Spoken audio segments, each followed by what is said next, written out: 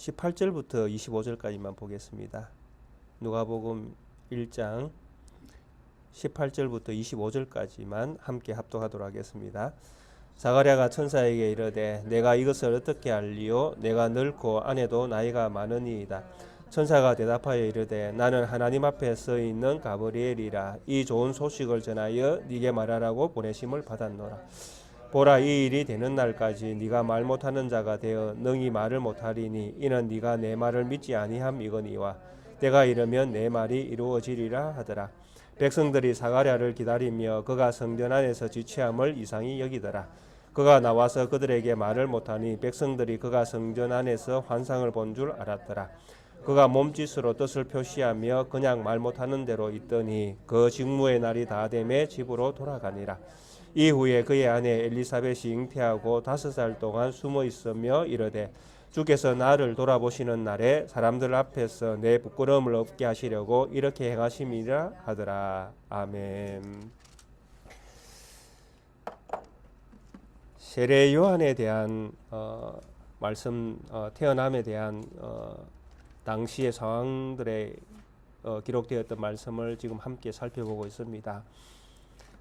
세례 요한은 태어날 때부터 나시린으로 태어나게 됨을 성경에서 말씀을 하고 있습니다. 그리고 나시린으로서 태어나면서 그가 섬겨야 될 대상이 주님입니다. 그의 뒤에 따라오실 주님, 그 주님을 섬기는 자로서 세례 요한은 나시린으로 선택을 받았습니다. 그리고 이런 어떤 선택에 대한 내용들을 천사는 그 세례 요한의 아버지 되는 사가랴 그리고 어머니 되는 엘리사벳을 통해서 그들에게 이 말씀을 먼저 이런 일들이 일어날 것을 예시해 주셨습니다. 그런데 이 예시해 주신 이 말씀들 속에서 이런 어떤 큰 평소에 경험하지 못했던 이런 일들을 경험하게 되어질 때에 사실 사람들은 어떻게 해야 될지 또 어떻게 받아들여야 될지 사실 그 순간에는 상당히 혼돈스러울 수밖에 없습니다. 그래서 사가랴도 자기의 육체의 한계를 이미 알고 있는 사람이었고 또 그런 어떤 상황 속에서 자기에게 어떤 자기가 상상할 수 없는 일들이 일어난다는 것을 천사로부터 전해 들었을 때에 그것을 언뜻 받아들이는 이 문제는 사실 육신의 한계를 가진 인간의 측면에서는 사실 상당히 어려운 부분이 있음을 우리는 충분히 이해를 할 수 있습니다. 그래서 오늘 본문 18절에 또 보시면 사가랴가 천사에게 이르되 내가 이것을 어떻게 알리요? 내가 늙고 아내도 나이가 많으니이다 라고 자기의 어떤 육신의 한계를 분명히 이렇게 이야기를 하게 되어집니다. 그래서 우리의 어떤 연령대, 자기 이제 사가랴와 엘리사벳의 어떤 나이로 보면 이미 아이를 가질 수 있는 한계를 넘어버렸다라는 것입니다. 그래서 이미 이제 그 한계를 벗어났기 때문에 우리에게서 어떻게 아이가 태어날 수 있는가라는 질문을 당연히 이 천사에게 그 말을 할 수밖에 없습니다. 그런데 이 말은 사실 이제 인간의 측면에서는 한계죠. 인간의 능력의 한계, 또 육신의 한계. 이것을 벗어날 수 없는 게 우리 몸을 가지고 사는 저희들이기 때문에 사가랴의 입장에서는 이것이 너무나 당연한 이야기지만은 하나님의 측면에서 보면 이게 이제 하나님을 믿지 못하는 어떤 그런 상황과 함께 엮여지게 되어진다라는 것입니다. 그래서 이 질문을 이런 어떤 이제 내용을 이야기하는 사가랴에게 천사가 바로 대답을 합니다. 나는 하나님 앞에 서 있는 가브리엘이다. 나는 하나님의 명을 전하는 천사라는 것이죠. 내가 나의 말을 너에게 전한 것이 아니라 내가 하나님의 말씀을 너에게 전했다라는 것이죠. 그래서 나는 하나님 앞에서 하나님의 명령을 받고 너에게 전한 이 명령은 곧 하나님의 말씀이다라는 것이죠. 이게 이제 차이가 있는 것입니다. 우리의 한계는 우리의 한계고 하나님의 말씀이 이제 올 때에는 우리의 한계가 아무 문제가 되지 않는다라는 것입니다. 그래서 우리는 이런 믿음이 사실은 없는 것이죠. 우리라는 육신의 한계를 가지고 살아가는 저희들은 하나님의 능력에 대하여 사실 많이 믿지를 못하는 것입니다. 왜냐하면 내 자신은 내가 더 잘 안다고 믿기 때문에 그렇습니다. 그러나 성경은 우리에게 분명히 말씀하시기를 우리보다 우리를 더 많이 알고 더 완전하게 아시는 분은 하나님이시라고 말씀합니다. 그래서 하나님이 우리를 다스려 가시는데 우리는 우리의 한계를 가지고 자꾸 대답을 하는 것이죠. 하나님, 그 일은 일어날 수가 없습니다. 하나님 무슨 말씀하십니까? 내가 나이가 몇 살인데요. 이러고 있는 것이죠. 우리는요. 그래서 사가랴도 똑같이 반응을 하고 있는 것입니다. 내가 나이가 얼마인데 아이를 낳는단 말입니까? 엘리사벳이 나이가 얼마인데 아이를 가질 수 있단 말입니까? 우리는 이미 이 범위를 벗어난 사람들입니다. 근데 가브리엘은 하나님의 말씀을 분명히 전합니다. 나는 하나님 앞에 서 있는 가브리엘이다. 이 좋은 소식을 전하여 네게 말하라고 보내심을 받았다. 그건 전령이죠. 천사는 전령입니다. 하나님의 말씀을 전달하는 전령. 가브리엘의 역할이 그런 것 같습니다. 성경에서 보면 하나님의 말씀을 전달하는 역할, 미가엘 같은 경우에는 하나님을 대신해서 싸우는 역할, 천사라도 역할이 이렇게 분배되어 있는 것 같습니다. 그래서 여기에 등장하는 이 가브리엘은 하나님의 말씀을 전해주는 이런 역할을 맡은 천사로 보여집니다. 그래서 이 가브리엘이 하나님의 말씀인데 이 말씀이 뭐냐 하니까 좋은 소식이라는 것이죠. 하나님이 너희에게 전한 이 아이가 낳는다라는 이것이 좋은 소식이 아니라 하나님이 너에게 좋은 소식을 이미 전달하려고 나를 보냈다라는 것이죠. 그 좋은 소식이 무엇입니까? 세례 요한이 주 앞에서 큰 자라는 것. 그러니까 주님이 온다라는 게 이게 좋은 소식입니다. 세례 요한을 가진다는 것, 낳는다는 것이 좋은 소식이 아니라 진짜 좋은 소식은 여기서 말하는 복음이거든요. 좋은 소식은 우리가 복음이라고 할 수 있는 것은 하나님과 연관되어 있어야 됩니다. 그래서 하나님과 연관되어 있는 좋은 소식이 무엇입니까?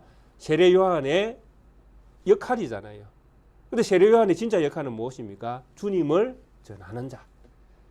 그래서 주님이 오신다라는 것이 진짜 좋은 소식이잖아요. 이스라엘이 지금 천사가 나타난 장소가 어디였습니까? 회막 안에, 그죠? 성전 안에 향단이 있는 하나님 앞에 연기가 올라가는 기도잖아요. 요한계시록에 가보면 이 향단은 성도의 기도라고 말씀하고 계시잖아요. 하나님 앞에 기도가 올라가고 있고 제사장인 이 사가랴는 안에서 향에 불을 피우려고 들어갔고 바깥에 있는 수많은 믿음의 백성들은 하나님 앞에 기도를 하고 있고 그게 향단의 기도가 백성들의 기도가 사가랴의 직무가 다 기도하고 연결되어 있는 것입니다. 그런데 이 사람들이 뭘 기도했습니까? 이 당시에 이스라엘은 무엇을 기도했을까요? 메시아를 보내달라는 걸 기도했지 않습니까? 끊임없이. 메시아가 와야 이스라엘이 회복되어지니까. 이 이스라엘이 회복되어지는 날은 다윗의 왕조를 이어오는 참된 메시아가 이 땅에 오셔야 되는 거잖아요. 그것을 위해서 백성들은 끊임없이 기도한 것입니다. 그런데 이 기도가 이제 응답이 된 것이죠. 가브리엘을 통해서 이 기도의 응답을 하나님이 사가랴에게 지금 전달해 주고 계시는 것입니다. 좋은 소식, 너희들의 기도가 응답되었다. 이제 주님이 메시아가 이제 오신다. 이 메시아가 오신다는 그 증거가 무엇이냐? 세례 요한이 날 것이다. 이렇게 이야기하고 있는 것입니다. 지금 이 누가가. 그래서 세례 요한이 나타나는 것은 주님이 오시는 표적입니다. 주님이 반드시 오신다는 것이죠. 세례 요한이 태어난다는 것은 주님도 반드시 오신다는 것이죠. 그럼 세례 요한이 안 태어나면요, 주님도 안 오시겠죠. 여기에서는 그렇습니다. 문맥상. 그래서 세례 요한을 통해서 주님이 오시는 것을 만 세계에 알리는데 첫 번째 알려주는 대상이 사가랴와 엘리사벳입니다. 참 은혜를 받은 사람들이죠.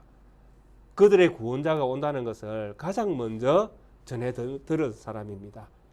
그래서 구원자가 온다는 이 이야기는 엄청난 메시지잖아요. 이제 우리의 이 이스라엘의 이 이제 아픔, 이 이스라엘의 모든 수치스러운 아픔들은 이제 다 벗겨지겠구나. 우리에게 이제 새로운 평안과 새로운 어떤 시대가 열리겠구나. 이것을 이미 하나님께서 선지자를 통해서 쭉 말씀하셨는데 이게 이제 성취가 되는 것입니다. 그러니까 이 성취를 누구에게 제일 먼저 알려줬는가 하면 사가랴에게 알려주신 것입니다. 근데 사가랴에게 이 말씀을 알려줄 때에 이미 세례 요한이 어떤 사람인가를 이야기하면서 이미 하나님께서는 천사를 통해서 사가랴에게 엄청난 은혜를 베풀어 주신 것입니다. 그가 믿을 수 있도록. 그게 첫 번째가 뭐냐 하니까 세례 요한이 어떤 사람인가라는 것이죠. 세례 요한은 어떤 사람으로 태어날 것인가? 엘리야의 심령과 능력으로 태어날 것이다라고 하나님이 알려주면서 말라기 4장에 있는 말씀을 생각나게 하시는 겁니다. 누구에게? 사가랴에게. 사가랴는 제사장이기 때문에 구약에 있는 말씀들을 거의 다 기억하고 있었을 것입니다. 그래서 구약에서 이렇게 메시아에 대한 예언들을 이미 하고 있다는 것, 이런 것들이 성취되어질 때에 이제 메시아가 오시는구나라는 것을 충분히 알 수 있는 사람입니다. 그래서 세례 요한이 태어날 때에 엘리야의 심령과 능력으로 태어난다는 이 말씀만으로도 사가랴는 말라기에 있는 말씀을 기억했을 것입니다. 말라기 4장 6절에서 말씀이 어떻게 기록되어져 있습니까? 너희는 내가 호렙에서 온 이스라엘을 위하여 내 종 모세에게 명령한 법 곧 율례와 법도를 기억하라. 보라, 여호와의 크고 두려운 날이 이르기 전에 내가 선지자 엘리야를 너희에게 보내리니 그가 아버지의 마음을 자녀에게로 돌이키게 하고 자녀들의 마음을 그들의 아버지께로 돌이키게 하리라. 돌이키지 아니하면 두렵건대 내가 와서 저주로 그 땅을 칠까 하노라 하시니라. 아멘. 이 말씀이죠. 근데 지금 그의 아들로 태어나는 세례 요한은 어떤 사람입니까? 엘리야의 심령과 능력으로 주 앞에 먼저 와서 아버지의 마음을 자식에게, 말라기에 기록되어 있는 이 말씀을 그대로 사가랴에게 전달해 주신 것입니다. 그러니까 사가랴는 알죠. 이 세례 요한이 내 아들이 엘리야의 심령으로 오는 그 선지자라면 주님이 오시는구나. 여호와의 크고 두려운 날이 이르기 전에, 엘리야가 오니까 이제 여호와의 크고 두려운 날, 심판의 때, 이스라엘의 회복의 날 이제 오는구나. 메시아가 오시는구나. 알게 되는 것이죠. 이 놀라운 소식을 가브리엘이 사가랴에게 주었단 말입니다. 그러면 사가랴는 뭐라고 해야 됩니까? 아멘 해야 되죠. 왜? 메시아가 온다는데 메시아가 와야 사가랴도 기도하고 있었던 거, 기다렸던 거, 이스라엘의 회복을 기다리고, 이스라엘의 회복은 곧 자기의 회복이잖아요. 자기의 구원이잖아요. 내 구원이, 나를 구원하실 주인이 오신다는데 당연히 그 구원에 참여할 백성은 아멘 해야 되죠. 하나님이 우리를 불러주시지 않습니까? 하나님이 우리를 찾아주셨지 않습니까? 그래서 우리가 하나님의 자녀가 되는 권세를 얻었지 않습니까? 이 놀라운 사실을 우리가 받아들일 때에 또 이것이 우리의 인생 가운데에 어느 날 교회 생활을 하다가 믿어지게 될 때에 우리는 어떻게 반응했습니까? 아멘 주여 감사합니다. 그렇게 고백했지 않습니까? 이게 믿는 사람들이 해야 될 당연한 고백이잖아요. 구원을 베푸시는 하나님의 은혜 앞에서는 우리는 뒤도 안 돌아보고 아멘하고 주님께로 나아가야 되는 것이죠.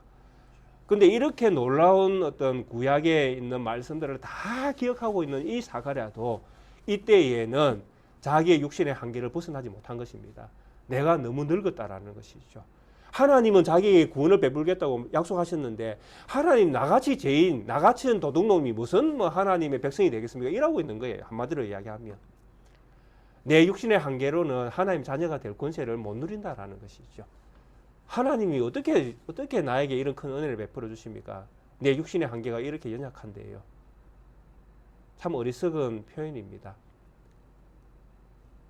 사가랴는 이런 하나님의 어떤 메시지가 그에게 다가올 때에 그는 이렇게밖에 반응을 할 수 없었습니다.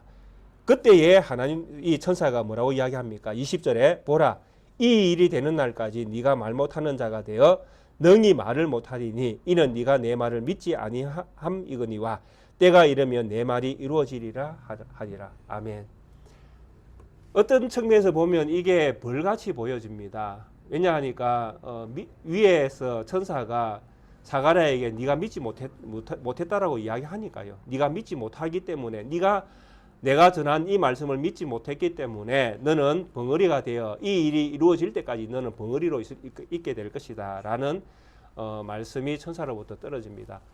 참 어떤 측면에서 보면 상당히 큰 벌같이 여겨집니다. 근데 제가 문맥을 살피면서 쭉 이 본문을 이렇게 살펴보니까 이것 또한 엄청난 은혜를 하나님께서 주고 계시는구나라는 생각을 하게 되어졌습니다. 왜 그러냐 하면 하나님께서 말라기 선지자에게 말씀을 주시고 난 다음에 엘리야를 보내겠다고 말씀하셨다는 마지막으로 엘리야 선지자를 너희에게 먼저 보낼 것이다. 이 엘리야 선지자가 오면 여호와의 크고 두려운 날이 이제 오는 날이고 메시아가 이 세상에 등장하는 날이다. 이렇게 하나님께서는 말라기에게 말씀을 주시고 나서 한 400년이 흘러갑니다. 침묵하셨죠. 하나님은 아무 말씀도 하지 아니하셨습니다. 그리고 400년이 지난 이 사가랴 때에 하나님이 침묵을 깨십니다. 하나님이 침묵을 깨고 가브리엘을 이 세상에 보내서 하나님의 말씀이 다시 세상에 드러나도록 역사를 시작을 또 하십니다. 자, 여기 이때에 이 침묵의 시간을 뛰어넘어서 하나님의 말씀이 백성들에게 오는데 이 백성은 이 침묵을 깨고 오시는 하나님의 말씀을 덥석 물지를 못한 것입니다. 거부해버린 것이죠. 이게 어떤 의미가 있겠습니까? 바로 400년이라는 긴 시간 동안 하나님이 침묵한 이유를 설명해 주는 것 같다라는 것이죠. 하나님이 말라기 선지자에게 말씀을 주시고 400년이나 세월 동안 왜 침묵을 하셨을까요? 무엇 때문에? 바로 이스라엘의 죄악 때문이죠. 그들의 죄가 너무나 크고 깊은 거예요. 하나님의 말씀이 그 백성을 살리는 이런 말씀으로 던져져야 되는데 하나님의 말씀이 그렇게 던져져도 실제로 그들은 하나님의 말씀을 경시했다라는 것이죠.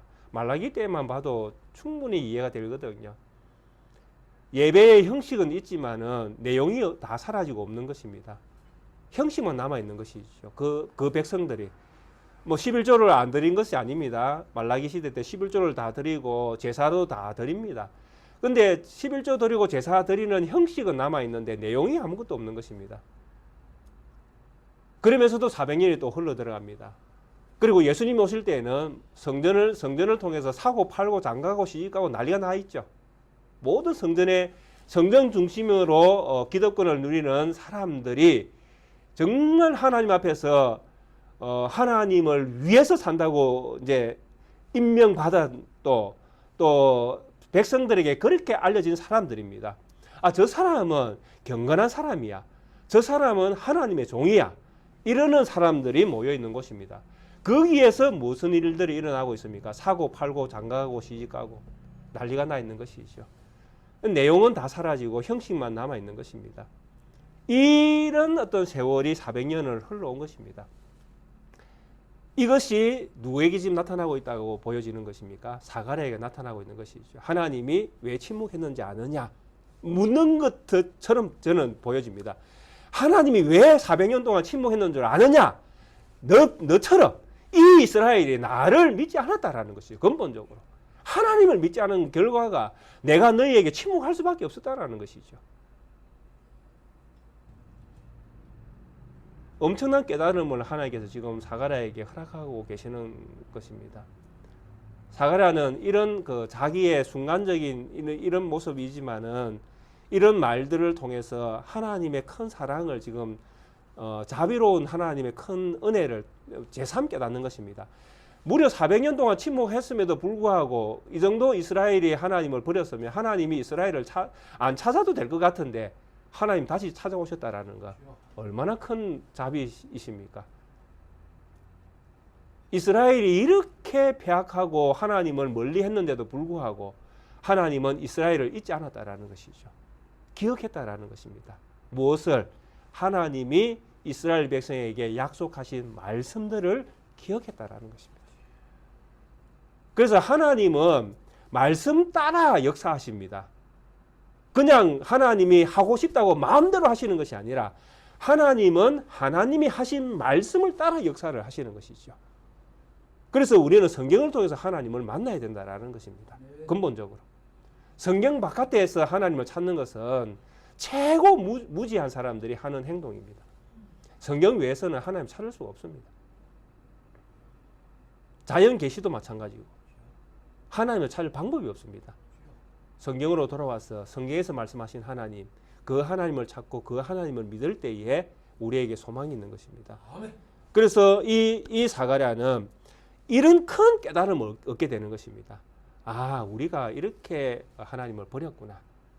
그런데도 하나님은 400년이 지난 이 세월에 하나님께서 말라기에게 말씀하셨던 그 약속을 이루려고 내 몸에 아이를 허락하시고 그 아이에게 사명을 주시고 그 아이를 통해서 메시아를 증거하게 하시고 놀랍게 이 시대에 하나님의 구원이 우리 땅에 이루어지는 것을 하나님이 몸소 행하려고 이때에 우리를 찾아오셨구나.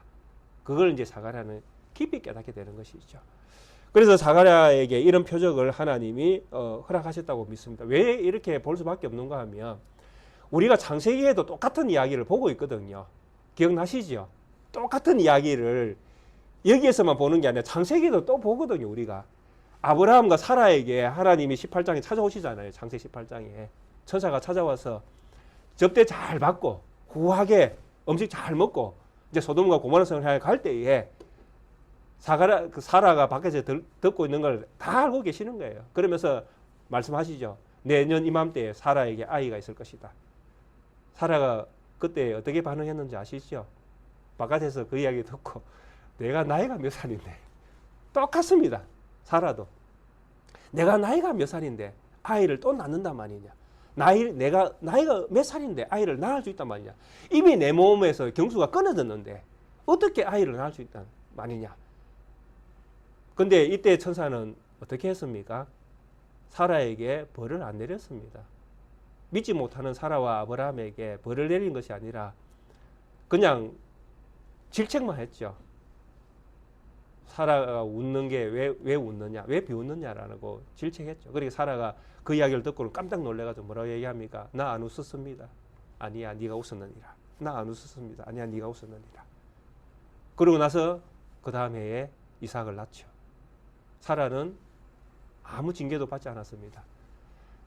이게 경우는 똑같은데 이 흘러가는 분위기는 다르잖아요. 그러니까 사라는 왜 징계를 안 받았습니까?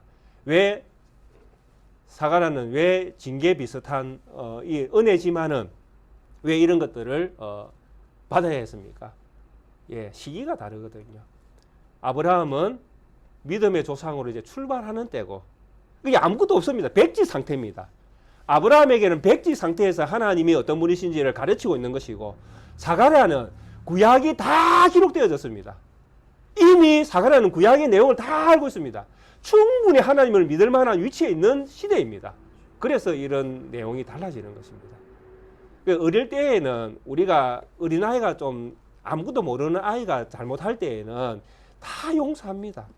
근데 다 큰 놈이 잘못할 때는 어떻게 합니까? 매를 들기도 하잖아요. 이 이야기입니다. 아브라함은 너무나 어린 때이고 사가랴는 이미 다 큰 때이고 그래서 이 상황이 달라진다고 우리가 그렇게 이해를 하셔야 됩니다. 그래서 사가랴가 이런 상황에서 이제 나오니 이제 성전에서 이제 벙어리로 나오게 되어집니다. 21절에 보니까 백성들이 사가랴를 기다리며 그가 성전 안에서 지체함을 이상히 여기더라. 예, 성전 안에는 들어가서 오래 있으면 안 됩니다. 향단에 불만 피우고 바로 나와야 됩니다. 이게 왜냐하니까 오래 있으면 바깥에 있는 사람들이 불안해합니다. 혹시 제사장이 안에 들어가서 죽었을까봐. 그래서 제사장이 그 대제사장 같은 경우에는 들어갈 때에 그 위에 입는 옷에 무엇이 달려 있는가 하면 방울이 달려 있습니다. 딸랑딸랑 소리가 나는 방울. 그래서 대제사장 안에 회막 안에 들어가서 움직이면 방울 소리가 나잖아요. 사람이 움직이면 방울이 딸랑딸랑 거리니까. 그래서 우리 제사장이 살아있구나 이렇게 바깥에 있는 사람들 아는 것입니다. 근데 방울 소리가 안 들리면 어떻게 되어집니까? 넘어져서 이제 죽은 것이죠. 안 움직인다는 이야기는. 그러면 뭐 어떻게 합니까? 발이나 여기에 매여있던 그 줄로 이렇게 당겨서 제사장을 끌어내는 것이죠. 실제로 이 성막 안에서 죽은 사람이 있죠. 나답과 아비후. 예, 다른 불들이 다 죽었지 않습니까? 이런 일들을 이제 생각하는 것이죠. 혹시 사가랴가 안에 들어가서 혹시 하나님 앞에 잘못된 것 때문에 우리가 알지 못하는 어떤 그런 범죄를 저지른 것 때문에 해막에서 향단에 불 피우다가 죽었는가? 이렇게 이제 오해를 할 수 있는 상황인 겁니다. 제사장이 안 나오면, 빨리 안 나오면. 그래서 지금 사가랴가 천사하고 이야기한다고 상당히 오래 지체하고 있잖아요. 그러니까 이런 오해가 이제 생겨 있는 것입니다. 그래서 성전 안에서 지체함을 이상히 여기는 것이죠. 죽었는가, 살았는가, 또 뭐 별별 생각을 다 하겠죠. 그리고 22절에 그가 나와서 그들에게 말을 못하니 백성들이 그가 성전 안에서 환상을 본 줄 알았더라. 그가 몸짓으로 뜻을 표시하며 그냥 말 못하는 대로 있더니 그 직무의 날이 다 되매 집으로 돌아가니라. 이렇게 또 말씀이 이어집니다. 그래서 이제 살아서 나온 걸 이제 확인하니까 안심은 됐죠. 근데 사가랴가 어떤 몸으로 나왔습니까? 말 못하는 벙어리로 나왔습니다. 그리고 백성들은 생각합니다. 뭔가 환상을 보았구나. 자, 이 이야기는 다음에 다 연결됩니다. 세례 요한의 사역과 다 연결되어집니다. 이런 일들이 없으면 세례 요한이 광야에서 외치는 자의 소리로 있을 때에 백성들이 광야로 나가는 것은 너무나 희박합니다. 실제로. 이런 어떤 전조, 하나님의 은혜의 어떤 이런 사역들이 쌓여 있기 때문에 세례 요한이 전하는 광야의 소리가 사람의 소리가 안 되는 것입니다. 그래서 깨어있는 성도들은 광야로 나가게 되는 것이죠. 이게 다 연결되어 있는 것입니다. 왜 하나님께서 이렇게 하셨을까? 세례 요한 사역을 돕는 것이죠. 철저하게 하나님의 은혜입니다. 그리고 또 여기서 이상한 점이 우리 성도님들은 발견하셨는가 모르겠는데 여기서 참 이상한 건 이런 부분입니다. 성도들도 다 알고 있을 것이고 제사장인 사가랴도 다 아는 내용입니다. 모세의 율법이 뭐라고 제사장에게 기록되어져 있는지를 다 아는 사람들입니다. 그리고 제사장의 직무를 행할 사람들이 어떤 사람인지 다 아는 사람입니다. 제사장의 직무는 고핫 자손일 경우에는 30세에서 50세에 해당되는 사람만 성전이나 해막에 들어갈 수 있습니다. 나이 제한이 있습니다. 그리고 해막에 섬기는 제사장 레위 지파는 25세에서 50세입니다. 요 사이에 있는 사람들이 해막 안에 들어가서 성전 안에 들어가서 섬길 수 있는 연령대에 해당이 되어집니다. 그렇다면 사가랴는 이 중간에 어디에 끼어 있다고 볼 수 있죠. 그리고 또 한 가지는 레위기 21장에 보시면 제사장으로 섬기지 못하는 사람들이 쫙 열거되어 있습니다. 물론 거기에 벙어리는 나오지 않습니다. 문제는 무엇입니까? 몸에 상한 것이 있는 사람은 누구든지 하나님의 해막에 들어갈 수 없다라고 되어 있습니다. 놀랍죠? 사가랴는 나면서 벙어리는 아니지만 갑자기 벙어리가 되어졌습니다. 몸에 결격 사유가 생긴 것입니다. 제사장으로서 섬길 수 있는 결격 사유가 생긴 것입니다. 그래서 이 제사장은 해막 안에 들어가면 안 되죠. 왜? 해막 안에 들어갔다가 나오는 제사장은 백성들에게 뭘 선언해야 됩니까? 하나님의 은혜를 선언해야 되거든. 민수기 6장. 하나님은 너를 향하여 복을 주시기를 원하시며 선언을 해야 되는데 벙어리가 되고 아무 말도 못하는데요. 그런데도 불구하고 직무의 날이 닿을 때까지 이 일을 하고 있습니다. 참 특별한 케이스로 이 백성들이 이 시대에 새로운 시대를 준비하고 있는 것을 우리가 볼 수 있습니다. 새로운 시대를 준비한다는 이야기는 무슨 이야기냐면 이제 이 성전이 주님이 오시면 이 성전 건물로 인하여 들어지던 모든 제사는 이제 다 끝이 난다는 것이죠. 새로운 시대가 열리는 것이잖아요. 주님으로부터 말미암아. 예수님께서 오셔가지고 제자들에게 말씀하신 것처럼 제자들이 성전을 가리키면서 이게 70년 동안 지어진 성전입니다. 얼마나 멋지냐고 자랑할 때에 주님께서 그 자랑하는 그 성전 무너뜨리라고 말씀하잖아요. 그리고 내가 3일 만에 다시 일으키리라. 새로운 성전이 되시는 자기 자신, 주님의 몸을 말씀하시잖아요. 이런 부분들을 전제하지 않는다면 이런 말씀들이 사실 상당히 어렵습니다. 어떻게 구약이 결격 사유를 가지고 있는 사람을 성전에 들려보내는 것이 가능할까? 불가능하거든요. 근데 이 불가능을 가능케 하는 것은 무엇입니까? 주님이십니다. 우리 주님으로부터 새로운 것들이 입혀질 때에 새롭게 새술은 새 부대에 담겨져야 되는 그런 놀라운 변화가 생기는 것입니다. 이것을 기대하지 않는다면 이 일들은 일어날 수 없는 일들입니다.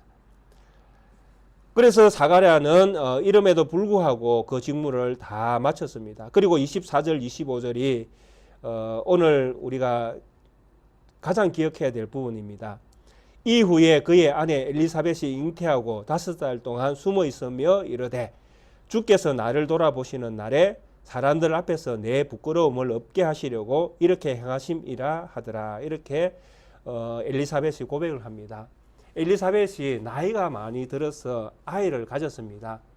그리고 사실 이스라엘에서 아이를 가지지 못하는 것이 수치인데 아이를 가졌다는 것은 자랑입니다. 반대가 되는 것이죠. 더군다나 아이를 낳을 수 없다라고 생각되는 사람이 아이를 가진 이 기쁨은 정말 큰 기쁨입니다. 그래서 룻기에서도 우리가 보았듯이 룻이 아이를 가진 그 기쁨이 온 동네의 기쁨이잖아요.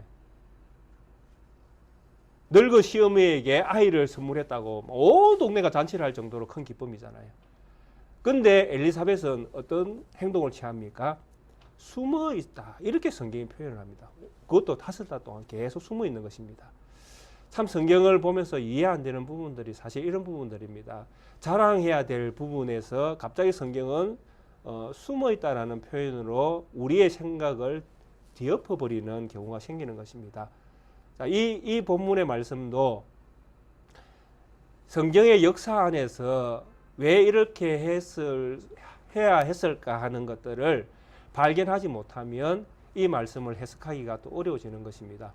그러니까 한마디로 자랑해야 될 부분에서 갑자기 숨어버리는 것이 이상하잖아요. 그래서 왜 이런 일들이 일어나는가 하는 것입니다. 그것은 바로 앞에 말씀드렸던 세례 요한 때문에 그렇습니다. 세례 요한은 어떤 사람으로 태어납니까? 독주와 포도주를 멀리해야 되는 나시린으로 태어납니다. 근데 이 나시린으로 태어나는 이 대목에서 앞에 성경에서 이와 똑같은 이야기를 누군가가 우리에게 들려준다라는 것이죠. 그 사람이 누구냐 하면 바로 사사기 17장인가요? 거기에 등장하는 삼손의 이야기입니다. 삼손의 그 아버지가 마노아잖아요. 마노아의 부인이 아이를 못 갖는 사람입니다. 이 참 아이를 못 갖는 이 이야기가 성경에는 자주 등장을 합니다. 그래서 마노아가 아이를 못 갖는 이 상황에서 어느 날 천사가 찾아와서 아내에게 네 아내가 아이를 가질 것이다 라고 이야기합니다. 그때에 이 아이가 어떤 아이냐라고 물으니까 삼손에 대해서 쭉 이야기해 줍니다. 삼손은 나면서부터 하나님이 나실린으로 정했다. 이 아이는 포도와 독주를 멀리 해야 되고 죽을 때까지 머리에 손을 대면 안 된다. 얘는 나실린으로 태어난다. 라고 이야기합니다. 그때에 삼손이 다시 묻습니다. 그 아이를 가진 여인은 어떻게 해야 되겠습니까? 이 여인도 나실린처럼 살아야 된다. 이렇게 이야기합니다. 무슨 말인지 이해가 되십니까? 아이를 가지는 나실린의 아이를 가지는 어머니도 이 아이가 태어날 때까지는 나시린처럼 그 어려운 환경, 그러니까 고통의 시간을 보내는 것이죠. 이 나시린과 같이 섬기는 그 삶으로 그 자신을 드려야 된다는 것이죠. 그게 마노아에게 주셨던 하나의 말씀입니다. 그래서 이 말씀을 잘 이해하시면 24절의 말씀이 이해가 되죠. 이들이 숨어 있는 것은 그들이 부끄러워서 숨은 게 아니라는 것입니다. 자기들의 몸을 정결하게 하기 위해서, 자기 몸을 지키기 위해서 숨어 있는 것입니다. 그러니까 자기 몸을 정결하게 하기 위해서 예부의 부정한 것들과 차단하고 있는 것이죠. 이것을 지금 자기들이 숨어 있다라고 지금 성경이 표현을 하고 있는 것입니다. 엘리사벳이 숨어 있다. 무엇 때문에? 자기 몸을 부정한 데서로부터 지키기 위해서. 왜? 그가 아이를 가졌는데 이 아이는 내 뱃속에서부터 성령의 충만함을 입어서 포도주와 독주를 멀리해야 되는 하나님 앞에 드려진 나시린이기 때문에 그렇다라는 것이죠. 그래서 나시린의 그 희생, 나시린의 그 섬김에 이 어머니가 함께 동참하는 것입니다. 그런 어떤 동참의 그런 마음과 믿음으로 이 여인은 부정으로부터 멀리 떨어져 있는 것입니다. 그래서 25절에 뭐라고 이야기하는가 하면 주께서 나를 돌아보시는 날에, 이 나를 돌아보시는 날은 아이 낳는 걸 이야기하는 게 아닙니다. 자칫 잘못하면 이 본문을 아이를 낳을 때에 아이를 낳으니까 이제 수치가 떨어지는 거잖아요. 근데 이 이야기, 지금 누가복음 1장이 쭉 이야기하는 이 모든 이야기의 핵심은 좋은 소식에 관한 이야기입니다. 주님과 다 연결되어 있는 것이죠. 그래서 주께서 나를 돌아보시는 날에, 주님이 언제 돌아보십니까? 주님이 오셔서 십자가 지실 때에 정말 이스라엘 백성들의 그 수치를 다 돌아보실 거 아닙니까? 나를 돌아보실 때에 사람 앞에서 내 부끄러움을 얻게 하시려고. 자기들의 부끄러움이 무엇입니까? 사가랴가 가지고 있던 부끄러움이죠. 좋은 소식이 왔는데도 불구하고 믿지 않았던 것. 이것을 나에게서 하나님이 거두어 가시려고 하나님이 지금 나에게 은혜를 주시는데 그 은혜가 뭐냐 하니까 나시린의 희생에 나를 참여시키는 것이다. 이렇게 고백하고 있는 것입니다. 그러니까 엘리사벳이 25절에 고백하는 이 고백이 뭐냐 하면 내가 주님이 나를 구원하실 때에 나에게 내가 주님을 믿습니다라는 이 믿음이 있어야 모든 백성들 앞에서 내가 고기를 들 수 있는데 나는 한번 하나님으로부터 이 말씀을 믿을 수 없습니다라고 고백한 적이 있다라는 것이죠. 누가? 사가랴를 통해서. 근데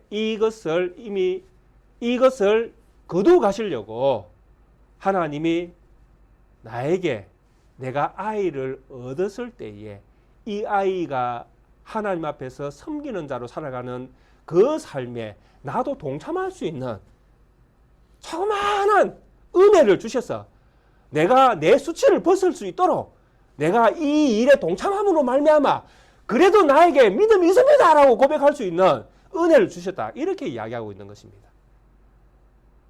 그러니까 엘리사벳의 이 고백은 하나님 내가 믿습니다라는 고백입니다. 하나님 내가 지푸라기 같은 믿음이라도 내가 주님 앞에 가지고 있습니다. 그것을 고백하는 그 고백의 마음이 뭐냐라고 할 때에 아이를 가지고 부정으로부터 멀리 떨어져서 이렇게 내가 고통 가운데에 씨름하며 내가 낳을 아이를 지켜내는 것, 부정으로부터 이 아이를 지키면서 살아가는 것, 이것이 내가 주님을 향한 나의 믿음입니다. 이렇게 고백하고 있는 것입니다. 우리 성도님들은 어떤 믿음을 가지고 계십니까?